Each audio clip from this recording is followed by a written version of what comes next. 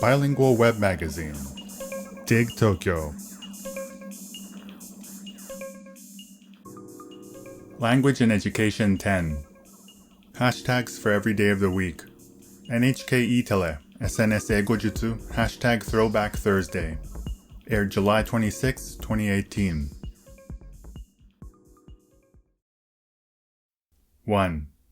Prologue. On this episode, we talked about daily social media traditions, specifically hashtags pertaining to each day of the week. For the first time, I was tasked with using what the Japanese call a flipboard or flip, basically a foam board used to present charts, graphics, or other information to viewers, to list off some of those hashtags to our MC and sidekick Hide-san. In a previous episode of our show, Hide-san had also used a flip to entertaining effect, presenting a chart of the most followed Twitter users. I was taken in by how Hide-san did more than just read the chart, how he used pauses and slipped in a helpful comment here and there to turn what could have been a bland chart into something exciting. It was like being mesmerized by the hand movements of a magician. Side note, at NHK they apparently refer to flips as patterns. Don't ask me why. The whole culture of using something as analog as a foam board to present something to an audience, gradually peeling back pieces of tape that are covering up keywords and key images, is in my experience utterly unique to Japanese TV. In the US or Europe, computer graphics are the norm, and physical props can often come across as amateurish. But on Japanese TV, they are used everywhere, from news programs to wide shows to variety shows. How did the use of flips become so prevalent on Japanese TV? The first thing that comes to mind is the strong preference the Japanese tend to have for analog over digital. As a rule, when the Japanese find a way of doing things that work for them, they prefer to stick to it for as long as they can. Perhaps this is because Japan is a country with a long history of passing down traditional craft techniques from generation to generation. This is why in this day and age, the peak smartphone era, you can still see middle-aged salarymen clinging to their flip phones. Interestingly, while the Japanese love their primitive analog tools and methods, they are also putting a lot of resources into 4K and 8K ultra-high-definition television broadcasts. And of course, the Japanese as a whole are obsessed with staying on top of the latest trends when it comes to smartphones and home appliances. In the end, it's a country with world-class 3D animation technology that also highly values its culture of 2D comics.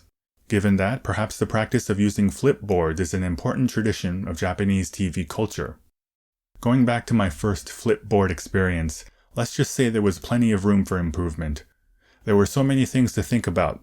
When the right timing was to bring out the board, what position I should hold it to make it visible to both our MC and to the cameras, how I should gesture to the board with my finger, and how to make the information exciting.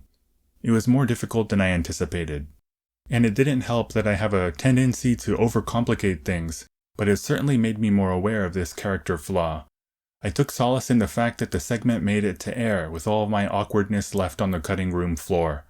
My sincere thanks to our wonderful staff and crew. 2. Hashtags for each day of the week. As humans, we love to give significance to our everyday existence by assigning a theme and making each day about something. Americans especially have the admirable quality of trying to find enjoyment in the little things. On social media, one of the barriers to entry is not knowing what to post about, and that's where hashtags for each day of the week come in. They lower the bar with relatable themes that just about anybody can participate in. Even today, they continue to show up in one form or another as a trending topic practically every day of the week. Our main topic for this episode was hashtag Throwback Thursday, and we also talked about other hashtags for other days of the week. But here are some we didn't have time to mention on the show. Hashtag Man Crush Monday, where users, both men and women, post pictures of their man crushes on Monday. Hashtag Travel Tuesday, where users post pictures from their travels on Tuesday. Hashtag Woman Crush Wednesday, where users, both women and men, post pictures of their woman crushes on Wednesday. Hashtag Thursday Thoughts, where people post reflections and spiritual thoughts on Thursday as they head into the end of the week. Hashtag TGIF. The Japanese equivalent is Hanakin. Hana means flower, and kin is short for Kinyobi, or Friday. Hashtag Catterday, where people post pictures of their cats on Saturday. Hashtag Shakespeare Sunday, where people post their favorite Shakespeare quotes on Sunday. Looking at some of these hashtags, there is something that many of them have in common. They consist of two words that begin in the same letter, or sound. Man Crush Monday, Travel Tuesday, Women Crush Wednesday, Thursday Thoughts, Shakespeare Sunday. This is a literary device known as alliteration. For example, if you wanted to describe our MC Kato-san using an adjective, beautiful Kato doesn't pack quite the same punch as knockout Kato. If we were talking about Kato-san's sidekick Gori-san, super Gori doesn't have quite the same ring to it as great Gori. And with Hide-san, funny Hide doesn't roll off the tongue quite like hilarious Hide does. 3. My wardrobe for this week. Keeping in line with the theme of our show for this week, here are some general tips for simple things you can do every day to keep your clothes in good condition. Suits. When you get home, make sure to take a proper brush to your suit to clean off any dust that has accumulated over the course of the day. Then hang it up in a well-ventilated place to dry it out, making sure to take out any and all objects you've put in your pockets, as they can ruin the shape and drape of your suit. And instead of draping your trousers over a hanger, use a hanger with clips to hang them upside down, letting gravity and the weight of the trousers themselves straighten out any wrinkles. As for dry cleaning, you should take your suit to the cleaners once a season, or more, depending on how much you sweat. Keep in mind that each trip to the cleaners is a strain on your suit. Shirts. Wash them as soon as possible after wearing, or take them to the cleaners. To protect the sensitive fabric, reverse the shirt and place it in a laundry net. This will protect the buttons from getting nicked by the inside of your washer. I also recommend folding your shirt before putting it into a laundry net. It goes a long way towards preventing unseemly wrinkles. Shoes. Brush after every wear and dry with a shoe tree inside. There are those who say that you should let the shoes dry without shoe trees, but I recommend using them to help smooth out wrinkles that have accumulated over the day.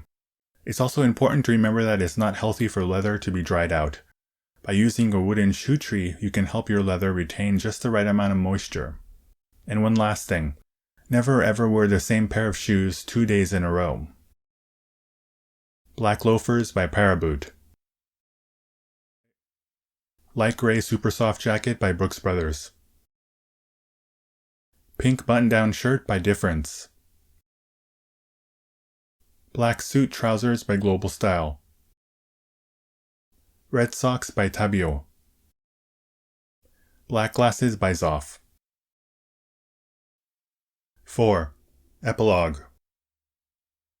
Today I'd like to finish with a list of songs I've chosen for each day of the week, based on no particular criteria other than my own personal taste. Commodores, Easy. This ballad is one of the Commodores' most iconic songs, released during their Lionel Richie-led heyday. At this point, you can tell that Richie's voice has yet to reach its full potential, but it's also clear that this song would pave the way for his later solo hits and general ballad-oriented direction. It's important to remember that Sunday means something specific for a devout Christian, but even us heathens would like to spend an easygoing Sunday morning. Highly recommended. The Mamas and the Papas, Monday, Monday. This Grammy Award-winning song comes from an American folk group from the 1960s. Two lovers who have just spent the weekend together are faced with the reality that they do not know what Monday will mean for their relationship. The Rolling Stones, Ruby Tuesday. This ballad was mostly written by guitarist Keith Richards after he was dumped by his girlfriend, who had fallen for a then-unknown Jimi Hendrix, while the Stones were on a tour of the US. Simon and Garfunkel, Wednesday Morning, 3 a.m. This is the name of the album and the title track to their debut album, which features the original acoustic version of Sounds of Silence. It is the surreal song of a robber looking lovingly upon the face of his sleeping lover as he laments the coming of the morning. Folk music tends to have very interesting lyrics, so I recommend checking out the lyrics to this one. Brian Eno, Thursday Afternoon. This album consists of one single hour-long ambient track, which took full advantage of the CD format, which at the time had just been developed. Perfect background music for when you want to focus and get enough work done on a Thursday, so you can finish up early on Friday. Try it, you'll be amazed at the results.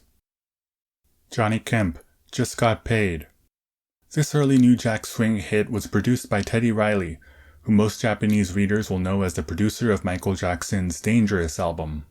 Everybody's been there, that Friday feeling of just having been paid, ready to paint the town red and dance until dawn with your friends. Sherelle featuring Alexander O'Neal, Saturday Love. An R&B love song produced by Jimmy Jam and Terry Lewis, the production duo behind many of Janet Jackson's biggest hits. With a simple chorus consisting of Sherelle and O'Neal singing the days of the week, the song is admittedly a little cheesy, but you won't be able to keep yourself from singing along. Language and Education 10. Hashtags for every day of the week. NHK E-Tele, SNS Eigojutsu, hashtag Throwback Thursday. Aired July 26, 2018.